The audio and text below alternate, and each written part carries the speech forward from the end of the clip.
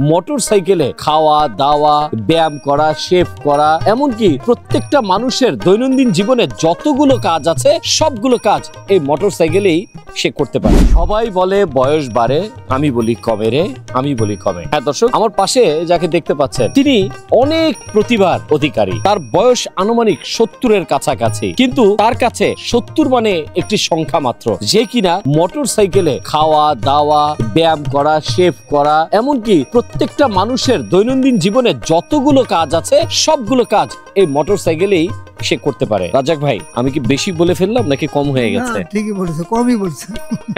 আমি সরজমিনে যা যা পারি মোটরসাইকেলে তা পারি। সরজমিনে বলতে মানুষ দৈনন্দিন প্রয়োজনে যা করতে পারে সবকিছুই করতে পারেন। আচ্ছা, আপনি কি কি করতে পারেন একটু যদি বলেন? সবটা খালি একটা বাদ রাখতে হবে, ওটা বলা যাবে। একটা বাদ দিয়েই বলেন আপনি। বাদ বলতে হবে, সেটা আমি স্বাভাবিক যেটা করি সেটা হলো প্রথমে শেভ করব, শেভ শেষে সাবান শ্যাম্পু দিয়ে গোসল করব, গোসল শেষে আমি এই কাপড় চোপড়, ভিজা কাপড় চোপড় খুলে আবার নতুন করে শুকনো কাপড় পরবো গাড়ি রানিং অবস্থায়। তারপরে আমি ভাত খাবো, সম্পূর্ণ ভাত। মানে আপনি A to Z কাজ এটার ভেতরে করেন। আমি কাদা অবস্থায়, গায়ে কাদা অবস্থায় আমার হয়তো এক জায়গায় জরুরি যাওয়ার ঠেকা, এখন টাইম কম, এই টাইম ওখানে খাওয়া দাওয়া নাই, মানে এই টাইম মতো ওখানে পৌঁছতে হবে, খাইতে হবে এবং পরিষ্কারও থাকতে হবে।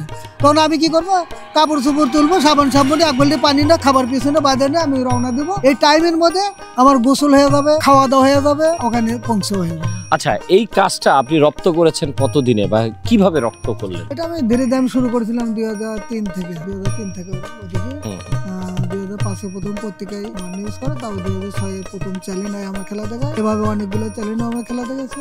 এইভাবে আস্তে আস্তে আমি অনেক দূর আসছি, কিন্তু বাংলাদেশ আমার জন্য কেউ কিছু করে নাই, মূল্যায়ন কই দিল। আমার তো কিন্তু বর্তমানে একটা মোবাইল কিন্তু নেই, আমি এমন লোক, আমার একটা মোবাইল হারিয়ে গেছে, কিনতেই পারি না। এত প্রতিভার অধিকারী থাকা সত্ত্বেও শুধুমাত্র তাকে ভালোবেসে এই যে মোটরসাইকেলটা দেখতে পাচ্ছেন, আজ থেকে কত বছর আগে দিয়েছিল? এই মোটরসাইকেল 2012 সালে জানুয়ারির 1 তারিখে দিয়েছিল। ওয়ালটন কোম্পানি তাকে এই মোটরসাইকেলটা দিয়েছিল। এটাই এখন তার সঙ্গী। তার পরিবারে আপন বলতে আর কেউ নেই, তিনি এবং তার এই মোটরসাইকেল। এটা দিয়ে খেলা দেখিয়ে মানুষকে আনন্দ বিনোদন দিয়ে থাকে এই আব্দুর রাজ্জাক। এই আব্দুর রাজ্জাকের একটি চাওয়া, তার এই প্রতিভাকে যেন সারা দেশ বিদেশের মানুষ দেখে যদি আনন্দিত হয়ে তার ভবিষ্যৎ উজ্জ্বলের জন্য যদি কিছু করতে পারতো, তাহলে এই 70 বছর বয়সে এসেও তিনি হয়তো একটু ভালো খেতে পারবে, ভালো একটি পরিবেশে থাকতে পারবে। আপনাদের যদি ভিডিওটা ভালো লাগে তাহলে শেয়ার করে দিবেন। আমিন মামুন, NTV ইউরোপ।